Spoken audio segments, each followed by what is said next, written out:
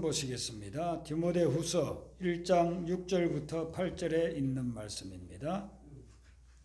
신약 성경 343페이지에 있는 디모데후서 1장 6절부터 7절 말씀을 교독하도록 하겠습니다. 6절 먼저 읽어드리죠. 그러므로 내가 나의 안수함으로 내 속에 있는 하나님의 은사를 다시 불일듯하게 하기 위하여 너로 생각하게 하노니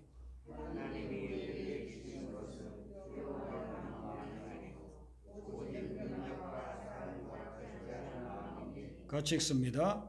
그러므로 너는 내가 우리 주를 정언한가 또는 주를 위하여 갇힌 자 된 나를 부끄러워하지 말고 오직 하나님의 능력을 따라 복음과 함께 고난을 받으라. 아멘. 이 말씀은 사도 바울이 믿음의 아들인 디모데에게 보내는 말씀입니다. 사도 바울이 디모데에게 안수했다 하는 내용이 나옵니다. 이 말씀이 디모데전서 4장 14절에 보면 장로의 해에서 안수했다 이렇게 나옵니다. 장로는 오늘날의 장로님들과는 좀 폭넓게 초대교회에서는 다뤘습니다. 그러니까 오늘날 장로님들과 더불어서 목회자들도 장로라고 했습니다. 그리고 베드로도 사도지만은 베드로도 장로 그렇게 됐습니다. 그러니까 장로의 해라고 하면 목사님과 장로님들 모임이다 이렇게 보시면 돼요. 거기에서 무엇을 했느냐 하면은 목사 안수를 줬다는 것입니다. 오늘날은 신학교 가서 졸업하고 전도사 생활하다가 교단마다 정한 법규가 조금 차이는 있지만은 2년 내지 3년 정도 사역하고 난 후에 목사 안수를 받습니다. 그러면 교단의 총회에서 많은 목사님들이 모인 가운데서 거기에서 목사 안수를 받죠. 그러면 그 순간부터 그분은 이제 전도사로서의 사역을 마치고 목사님이 되는 겁니다. 그래서 목사님이 되면 성례전도 집례할 수 있고 세례도 줄 수 있고 교회를 치료해 나갈 수 있는 그런 권한이 주어지는 것이죠. 초대교회에 지금 우리가 하는 그것의 원행이 여기 들어있는 거예요. 이렇게 장로님들, 목사님들이 모여서 디모데를 목사로 세우면서 안수했다는 것입니다. 그 목사로 세우면서 안수함을 통해서 모든 교회에 이분은 목사님이다 하는 직분을 준과 동시에 그때 안수할 때에 성령께서 역사하셔서 은사를 주셨다는 것입니다. 목회자를 우리는 주의 종이라고 합니다.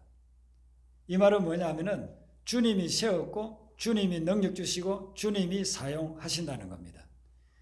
오늘날은 평신도들도 영적인 의미에서는 다 주님의 종이라 그렇게 볼 수 있습니다. 하나님이 불러서 세워서 능력 주시고 사용하신다는 겁니다. 근데 이제 사도 바울이 자기 믿음의 아들 이제는 목회자가 된 디모데를 생각해 보니까 디모데에게 그때 안수할 때에 임했던 성령의 역사가 다시 좀 임했으면 하는 그런 바람이 있었습니다. 그래서 오늘 이 말씀을 쓰고 있는 거예요. 여러분들은 예수님 믿기 전에는 없었는데 예수님 믿고 난 후에 받은 은사나 능력이 있습니까? 우리가 이렇게 곰곰이 생각해 보면 하나님께서 그런 것을 주셨어요. 그것을 우리가 잊어버려서 그러지 다 하나님이 주신 은사는 우리 속에 다 있는 것입니다. 저는 예수님 믿기 전에 사람들 앞에 서서 이야기하는 것을 너무너무 무서워했어요. 그리고 벌벌벌 떨었습니다. 그런데 예수님을 믿고 나니까 하나님이 말씀 전하는 은사를 주셨어요. 그래서 수백 명 모인 데서 또 부흥회 가서 부흥회 집회를 하고 그렇게 처음 보는 분들이지만 그분들 앞에서도 말씀을 담대하게 전하는 은사를 주셨습니다. 그래서 그 은사를 주셨기 때문에 제가 지금도 이렇게 여러분들 앞에서 또 영상을 통해서 말씀을 전할 수가 있는 것이죠. 그리고 교회 다니기 전에는 기도가 무엇인지 전혀 몰랐습니다. 근데 교회 가서 중고등부를 진도하는 전도사님이 매 신학기만 되면은 아이들 모아놓고 기도회를 했습니다. 그 기도회에서 기도하는 은사를 제가 받았습니다. 그래서 거기에는 장로님 아들도 있고 목사님 아들도 있고 권사님 아들 딸들도 있고 그렇게 했는데 신앙생활하면서 신앙생활 나보다도 십몇 년씩 더 많이 한 친구들이에요. 근데 그 친구들은 기도를 한 5분 하다가 마는데 저는 하나님 막 은사를 주니까 1시간씩 2시간씩 한단 말이죠. 그래서 그 교회 담임 목사님과 집사님 권사님들이 저에게 별명을 붙여줬는데 기도대장이라고 그렇게 붙여줬습니다. 제가 예수님 믿기 전에는, 교회 나가기 전에는 기도가 뭔지도 모르고 기도 한마디도 할 수 없는 사람이었어요. 그런데 교회 가서 기도회에 참여하면서 기도의 은사가 저에게 임한 거예요. 그래서 그때부터 지금까지 하루에 몇 시간씩 기도하게끔 하시는 겁니다. 그러니까 하나님이 은사를 주신 것이죠. 그리고 이제 또 전도의 은사가 있는 분들이 있습니다.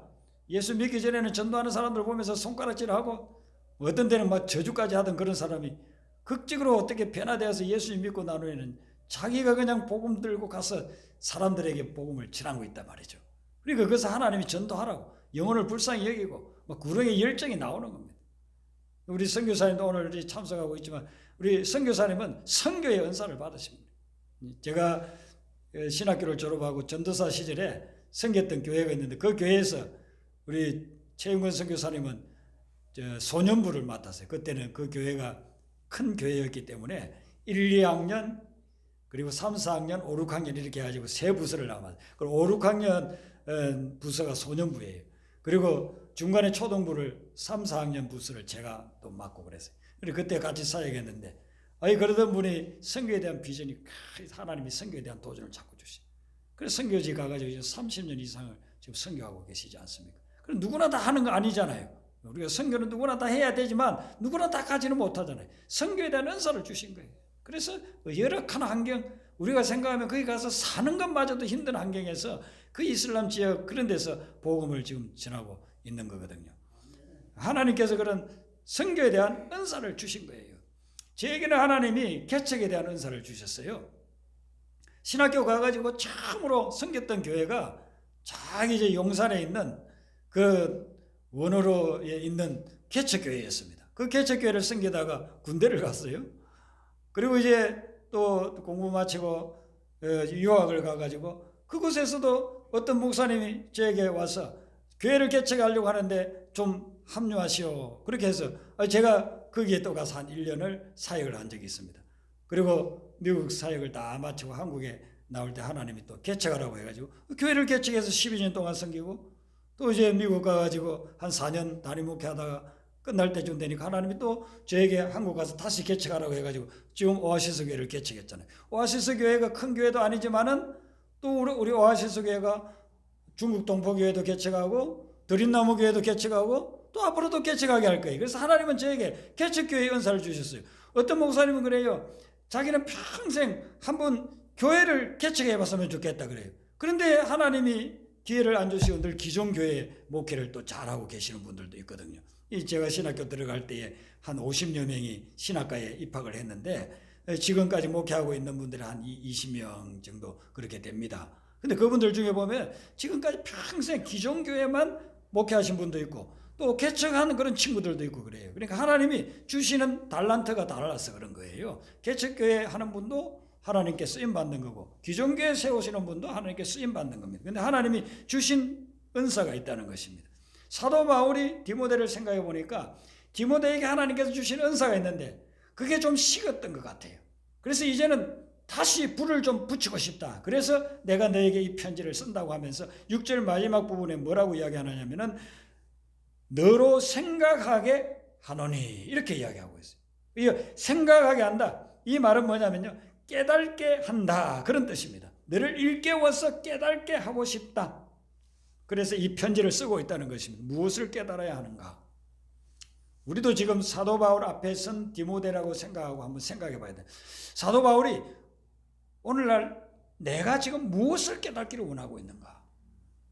첫 번째 우리가 깨달아야 될 것은 뭐냐면은 성령의 불이 꺼졌다는 것을 우리가 깨달아야 된다는 것입니다. 성령의 불이 활활 타오를 때가 있었는데 지금은 꺼졌다는 것입니다. 그때는 막 열정이 대단했는데 지금은 그 열정이 식어버렸다는 것입니다. 그걸 깨달아야 된다는 거예요. 근데 내가 불이 꺼졌는 줄도 모르고 그렇게 사역하고 믿음 생활을 하는 성도들이 너무나도 많습니다. 내가 지금 불이 꺼졌다는 것, 성령의 불이 꺼졌다는 것을 우리가 알아야 되는데, 지금 한국교회를 보면 한국교회가 대부분의 교회들이 성령의 불이 꺼져 있어요. 꺼져 있어요. 사역자들도 꺼져 있어요. 목회하는 목회자들도 불이 꺼져 있어요. 그러니까 꺼져 있기 때문에 오늘날 매스컴에 나오는 우리가 원치 않는, 보고 싶지도 않는 그런 이상한 사건들이 자꾸만 일어나는 것입니다. 한때는 열심히 했어요. 그런데 세파에 시달리면서, 시험을 당하면서, 연륜만 길어지면서, 그러면서 그 열정들이 다 식어버렸다 하는 것입니다. 또 한 가지는 우리가 무엇을 깨달아야 되느냐 하면은 내 초심이 어떠했는지를 깨달아야 된다. 처음에 예수님 만나가지고 은혜 받을 때에, 성령의 불 받았을 때 그때 내가 어떻게 했는가, 그걸 깨달으라는 것. 그래서 다시 거기로 돌아가야 된다는 것입니다. 계시록 2장과 3장에 보면은 소아시아 7교회가 쭉 나오잖아요. 거기서 에베소 교회의 2장 4절에서 예수님이 평가를 해줘요. 너는 지금 어떤 상황에 있는가? 무엇을 네가 깨달아야 되는가? 그걸 이야기해 주는데, 너를 책망할 것이 있나니 너의 처음 사랑을 버렸느니라. 에베소 교회가 처음에 복음이 전해졌을 때는 거기가 엄청난 우상의 도시였어요. 사도 바울이 가서 거기에 복음을 전했을 때 영혼들이 주님 앞으로 돌아오고 회개하고 변화되고 거룩한 삶을 살면서 불신자들에게 빛과 소금의 역할을 감당하고 복음으로 그 도시 전체가 변화되는 그런 놀라운 역사가 일어났거든요. 그런데 이 에베소 교회가 시간이 지나면서 10년, 20년, 30년 시간이 지나면서 주님이 보시기에 처음 사랑을 잃어버린 거예요. 처음에 은혜 받았을 때 그 열정들이 다 사라져버린 겁니다. 오늘 우리 한국교회를 보면은 70년대, 80년대에 막 성령의 불이 타오르는 곳곳마다 교회가 세워지고 하루에 일어나 보면은 3군데, 4군데 교회가 세워진다는 거예요. 그건 놀라운 역사들이 일어났는데 지금은 어떻습니까? 그때 지금 한 40년, 50년 이렇게 지나고 나니까 그 불들이 너무나도 다 꺼져버리고 참담해지고 그러니까 잿더미만, 연기만 나고 있는 것 같은 그런 상황에 지금 처해져 있다는 것입니다. 사도 바울이 오늘날 한국교회를 본다고 한다면 똑같이 우리에게 이야기할 것입니다. 내가 다시 불릴 듯 하기를 원한다, 그렇게 하는 것이죠. 제가 신학교를 가니까 신학교 4학년 선배들이 그래요. 너무 뜨겁게 예수님 믿지 말라고 그래요. 제가 충격을 받았어요. 신학교 선배가 이제 신입생이 왔으면은 열심히 기도하고 말씀 연구하고 전도 열심히 하고 이렇게 이야기해 줘야 되는데 그냥 찬물을 싹 끼얹는 겁니다. 그러면서 하는 말이, 나도 신학교 1학년 때는 너처럼 뜨거웠어, 그러는 거예요. 신학교를 가기 전에 다 막 은혜 받고 불 받아가지고 신학교 가지 않습니까? 보통 해가지고 신학교 가겠습니까? 예수를 믿고 부흥회라든지 수련회 이런 데 참석해가지고요, 영적 체험을 많이 했어요. 그래서 하나님의 부름을 받아가지고 신학교로 간 겁니다. 신학교 1학년 때는 뜨겁게 하니까 그냥 목사입니다. 목사. 예. 신학생이지만 목사예요. 근데 2학년 정도 되면 신학 공부하면 이제 장로가 된다는 거예요. 그래도 이제 3학년 정도 되면 집사가 되고 4학년 정도 되면 이제 평신도도 안 된다는 거예요. 그래서 졸업할 때 되면 이제 고민이 되는 거예요.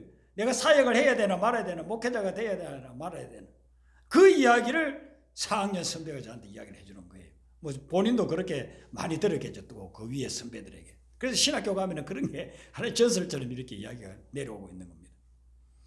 신학교를 졸업해가지고 사역을 가면 성도님들이, 야, 우리 교회 새로운 전도사님 오셨다. 이제 막 기도도 열심히 하고 전도도 열심히 하고 하겠지 했는데 다 식어가지고 온 거예요. 그래서 근사님이나 집사님들이 볼 때는 무슨 전도사님이 저러냐. 그러니까 본인도 고민이 되죠. 그래서 그런 분들 중에서 다시 산에 가가지고 막 기도하고 산기도하고 철학기도 해가지고 다시 불받아가지고 교회가 부흥하는 그런 또 교회들이 많이 생기잖아요. 여러분, 우리가 한때 예수님을 만나고 막 불이 붙었는데 그것이 다 식어져 버렸어요. 그 식어진 우리를 향해서 하나님이 지금 도전합니다. 다시 불을 붙이고 싶다. 너 인생에, 너 삶에, 너 신앙에, 너 사역에 다시 불을 붙이고 싶다. 그게 오늘 사도 바울의 메시지인 것입니다. 여러분, 모세가 그랬어요. 모세가 40년 때 모세는요, 불이 활활 타올랐어요. 하나님이 주신 사명, 민족 구원의 사명, 복음을 전해야 되겠다는 사명, 그 사명으로 불이 활활 타올랐어요. 너무 불이 활활 타올라가지고 주변에 있는 사람을 막 뒤게 할 정도로. 그래서 사람을 죽이잖아요. 그리고 나서 40년이 지나서 미디안 강야에서 자기 장인어른의 그 몇십 마리 되는 양떼를 치고 있는 모세, 그 모세는요 모든 게 다 식어져 버렸어요. 그렇게 활활 타오르던 불이 다 꺼져버리고 잿더미에 연기만 조금씩 보일락말락 솟아오르고 있는 그런 상태가 모세였어요. 80세의 모세. 그 80세의 모세를 하나님이 찾아왔는데 기가 막히게 불꽃 속에서 찾아온다. 불꽃 속에서. 내가 너에게 다시 불을 붙이고 싶다. 너 불이 다시 활활 타오르게 하고 싶다. 모세를 만나잖아요. 모세야, 내 발에 신고 있는 그 신발을 벗어라. 그리고 너는 애굽으로 가서 내 민족을 해방시켜라. 미션을 주잖아요. 사명을 다시 주잖아요. 우리는 우리를 한번 점검해 봐야 됩니다. 나는 지금 불이 꺼진 상태가 아닌가? 내가 지금 식어서 잿더미에 연기만 피어오르고 있는 상태는 아닌가? 다시 성령의 불을 붙이는 그런 역사가 있기를 바랍니다. 다시 우리가 붙여야 됩니다. 여러분이 다시 붙인다고 하는 것은요, 우리가 흔히 말하는 부흥이라는 게 뭐냐면은 다시 붙자에 흥할 흥자, 다시 일어난다는 거예요. 영어에서 리바이벌이라고 그러는데 이는 다시 살아난다는 겁니다. 겨울이 돼가지고 우리가 들판에 가보면은요, 전부 다 죽어 있는 모습이잖아요. 나무도 그렇고 풀도 그렇고. 근데 이제 봄이 되어서니까 지금은 들판에 가면은 쑥이 나오기 시작하고 달래도 나오고 냉이도 나오고 나무에 이제 매화 같은 거는 벌써 막 꽃이 피고 뭐 그러지 않습니까? 영적인 봄바람이 불어오기를 바랍니다. 여러분에게도 영적인 봄바람이 불어와서 죽은 것 같았지만 다시 살아나는 새싹이 나고 우미 트고 꽃이 피고 열매 맺는 그런 역사가 올 한 해 동안 일어나기를 바랍니다. 우리가 매일 핸드폰을 들고 다니고 보잖아요. 그리고 이제 밤에는 내일 또 쓰기 위해서 충전을 시키잖아요. 그 충전시킬 때마다 우리가 하나 좀 생각을 했으면 좋겠어요. 내 영혼의 배터리는 충전되어져 있는가? 혹시 요즘 시험을 당해서 너무 어려운 문제에 짓눌러서 내 영혼의 배터리가 다 닳아버린 것은 아닌가? 그 영혼의 배터리를 다시 충전시켜야 됩니다. 우리 성경구절 한 구절 보겠습니다. 요한계시록 3장 15절 16절 두 절을 같이 읽겠습니다. 성경 맨 마지막에 있는 요한계시록 3장 15절 16절입니다.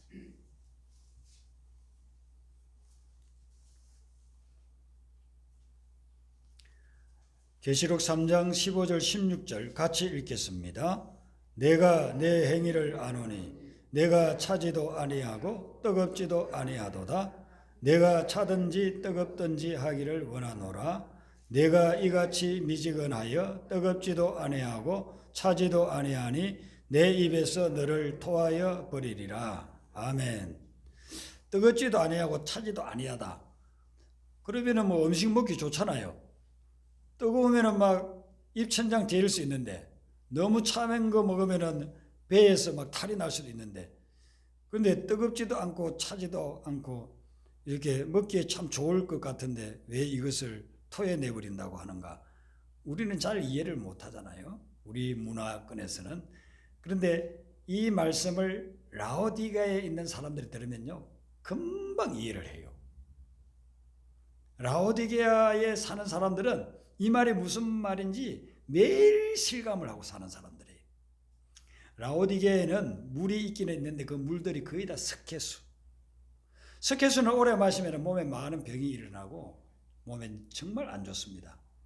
그래서 석회수 물이니까 마실 물이 필요한데 그 마실 물은 어디서 가져오느냐 하면은 남쪽의 골로새에 지하에서 솟아나오는 엄청난 샘물들이 있습니다. 그것을 라오디게아까지 수로를 만들어 가지고 그걸 몇 킬로를 끌고 오는 겁니다. 그런데 여름에 시원한 생수를 먹고 싶은데 이게 수키를 오는 동안에요, 반쯤 데워져 가지고 오는 거예요. 미지근해 가지고 지금 생수를 마셔야 시원해질 텐데 시원한 게 하나도 없어요. 그리고 이제 겨울이 되어 가지고 온천수에 몸을 좀 담가서 좀 피부병도 낫고 신경통도 낫고 이렇게 치료를 받고 싶은데, 그 온천수가 어디 있나 했더니만은 북쪽으로 10km 정도 가면은요, 히에라볼리라고 하는 곳이 있어요. 그 히에라볼리에는 온천수가 많아요. 그래서 거기서부터 라오디게까지 또 수로를 만들었습니다. 10km의 수로를 만들었어요. 근데 이 10km를 오는 동안에 거기서는 뜨거웠던, 손도 대기 힘들 정도로 뜨거웠던 그 물이 점점 식어가지고 사용하는 라오디게아에까지 오면은요, 이거 그냥 미지근한 거예요. 온천수의 역할이 뭐 이거 가지고 무슨 신경통을 나고 피부병을 치료하겠어요. 오늘날 같이 배관 시설이 잘 돼 있으면 10kg가 아니라 100kg에서 있더라도 그거 뜨끈뜨끈하게 잘 보존시켜 가지고 전달하겠죠. 근데 옛날에는 그런 시설이 없으니까 그냥 이 수로를 만들어서 노천수로에, 그리고 오다가 물들이 다 식어버리고 찬 거는 미지근해져 버리고 이렇게 된단 말이죠. 그걸 지금 이야기하는. 그래서 라오디게아 교회 사람들은 이 말을 듣는 순간 딱 다 아는 거예요. 맞아. 그 온천수는 뜨끈뜨끈해야 되는데 이게 식어버리고, 그 냉수는 차야 되는데 그게 그냥 미지근해져 버리고, 그러니 이걸 뭐 마시기도 하고 또 목욕하기도 하고. 근데 오늘날 교회가 이 라오디게아와 교회 같은 그런 상황에 이를 때가 많다는 거예요. 성령의 뜨거움도 없고 말씀의 냉철함도 사라져버리고 미적지근해가지고, 말씀이라고 하면 무조건 순종하겠다는 그게 없어요. 적당하게 대충 믿어. 나도 한때는 은혜 받을 때는 그렇게 했지만 별 소용없어. 이렇게 하면서 불이 붙는 사람도 그냥 꺼버리고, 말씀에 철저히 순종하고자 하는 그런 마음도 없고, 그렇게 이제 살아가는 신앙인들, 그게 라오디게아 교회 교인이에요. 우리 자신도 그럴 수 있고 우리 주변에도 라오디게아 교인들 많습니다. 지금 라오디게아 교인들이 얼마나 많은지 몰라요? 가나안 성도, 교회 안 나가는 성도 해가지고 가나안 성도들 보세요. 지금 얼마나 라오디게아 교인들이 많습니까? 여러 가지 요인들이 있겠죠. 사람들이 뭐 시험을 했다든지 교회에 뭐 어려움이 있었다든지 자기 인생에 힘든 일이 있었다든지 하여튼 여러 가지 이유들은 있겠지만은 주님과 점점 멀어져 버리고, 성령의 불신은 점점 꺼져 버리고, 말씀의 냉철함은 사라져 버리고, 그냥 어중중하게 세상에 묻어서 세상과 더불어서 세상과 짝아여서 살아가는 그런 삶이 되어버렸다. 그래서 예수님이 라오디게아 교회에 너희들 뜨겁든지 차든지 둘 중에 하나여라. 미지근하면 내가 너희들 토해내버릴 수 있다. 그렇게 이야기하고 있는 것입니다.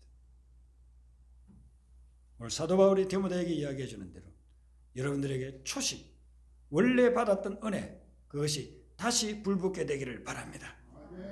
그렇게 다시 불붙게 되면은 세 가지 하나님이 주시는 놀라운 일들이 일어난다고 7절에 이야기를 하고 있습니다. 7절에 보면은요, 능력과 사랑과 절제의 영을 주신다라고 했어요. 하나님이 누구에게요? 우리에게 다시 불이 붙을 때에, 성령의 불이 붙을 때에 하나님이 능력 주시고 하나님이 사랑을 주시고 절제의 영을 주신다. 그렇게 이야기하고 있습니다. 이런 능력이 없을 때는 어떻게 되느냐? 비겁함의 영이 임한다고 했어요. 근데 하나님은 우리에게 비겁함의 영을 주지 않는데, 두려워하는 영을 주지 않는데 사단이 우리에게 주는 거예요. 세상이 우리에게 자꾸 주는 거예요. 그래서 비겁한 영을 가지고 있으면, 두려워하는 영을 가지고 있으면 담대하게 하나님의 말씀을 전가할 수도 없고 담대하게 하나님의 말씀에 순종할 수도 없는 그런 삶을 살아가게 된다는 것입니다. 베드로를 보세요. 예수님을 3년 반 동안 따라다녔습니다. 그런데 그에게 이런 하나님의 능력, 뜨거운 능력이 임하지 않으니까 비겁해요. 어려움이 있으면 피해버려요. 도망가요. 예수님 십자가 진다고 하니까 자기가 했던 말 완전히 180도 뒤집어가지고 예수님 부인하고 도망가 버리지 않습니까? 예수님이 내가 이제 예루살렘에 가가지고 대제사장과 장로들과 바리새인들에게 붙잡혀가지고 죽임을 당할 거다. 그리고 사흘 후에 살아날 거다. 그래. 사흘 후에 살아날 거다. 그거는 이제 상상을 못하니까 죽는다는 것만 해요. 아이고 예수님 그렇게 하면 안 됩니다. 안 됩니다. 안 됩니다. 예수님 죽으면 나도 죽더라도 예수님 따라가겠습니다. 그렇게 했잖아요. 맹세까지 했잖아요. 베드로만 그렇게 이야기했습니까? 제자들도 다 그렇게 이야기했잖아요. 근데 그들이 예수님 십자가 질 때는 다 도망가 버리잖아요. 왜 그래요? 두려워하는 마음 때문에. 두려워하는 마음. 비겁한 영이 세 번역에 비겁함의 영이라고 돼 있어요. 그래 두려워서 다 떠나버려요. 그랬던 베드로가 성령 충만 받고 난 후에는 목숨 걸고 감옥에 집어넣어도 거기서도 기도하고 또 천사가 내보내주면 또 성전에 가가지고 복음을 전하고 말씀을 전하고 그런 사람으로 바뀌었다는 거죠. 그래서 우리에게 성령의 불이 다시 타올라야 하는 것입니다. 이 일을 위해서 우리는 하나님 앞에 기도하고 말씀을 묵상하고 우리 주님께서 그런 능력 주시도록 간구하고 또 간구해야 됩니다. 그리고 나를 점검해보고 내가 불이 꺼진 것이 무엇인가? 그것을 깨닫고 그리고 다시 내 초심으로 돌아가도록 내 초심, 내가 처음에 예수님을 만났을 때 어떤 열정을 가지고 살았는가, 어떤 성령의 충만함으로 살았는가, 그걸 되새기면서 그걸 다시 회복해야 된다는 것이죠. 두 번째 주시는 것은 사랑이라고 했습니다. 하나님을 향한 사랑, 복음을 전하기 위한 사랑, 불신 영혼들을 향한 사랑, 그 사랑이 있어야 그들을 불쌍히 여기고 인내하면서 그들에게 복음을 전해서 주님 나라를 인도할 수가 있는 것이죠. 마지막에 보면은 여기 절제의 영이라고, 절제하는 마음, 세 번역에서는 절제의 영이라고 하는데 이 절제하는 마음은 원래 원어의 의미로는 분별력을 이야기합니다. 분별력. 선과 악을 분별해야 돼요. 우리 예수님을 믿어도 이 분별력이 무뎌져 가지고 선한 줄 알고 갔더니만은 악한 일이에요. 악한 줄 알고 버렸더니만은 그게 나중에 선한 거예요. 이게 분별이 안 되면요 늘 우리는 쓰러지고 넘어지고 깨진단 말이죠. 그래서 하나님이 주시는, 성령이 주시는 분별력을 가요. discernment, 분별력을 가져야 제대로 사역을 감당해 나갈 수가 있다는 것입니다. 우리가 인생을 살아나오고서 이제 뒤를 돌아보는 나이가 돼가지고 한 번씩 뒤를 돌아보면 내가 하나님을 잘못 믿었구나. 내가 삶을 잘못 살았구나. 내가 사역을 한다고 했는데 잘못 사역했구나. 그걸 깨우치고 뉘우칠 때가 있어요. 그것은 왜 그랬느냐면은 분별력이 없었어. 성령이 주는 분별력이 없어. 내 욕심에 끌려서 이 일을 하고 저 일을 하고 내 야망을 채우려고 이 사역하고 저 사역하다 보니까 나중에 마지막 결승점에 와서 뒤를 돌아보니 잘못 믿고 잘못 살고 잘못 사역했더라. 이렇게 고백하는 사람들이 적지 않아요. 성령이 주는 분별력 가지고 살고 그 분별력으로 사역해야 나중에 후회함이 없는 아름다운 종말이 될 줄로 믿습니다. 그래서 오늘 사도 바울이 우리에게 권고해 주는 대로 여러분들에게 다시 한 번 더 성령의 불이 타오르는 그런 삶 되시기를 주님의 이름으로 축원합니다. 찬송 부르시겠습니다. 복음성가 50장 부르도록 하겠습니다.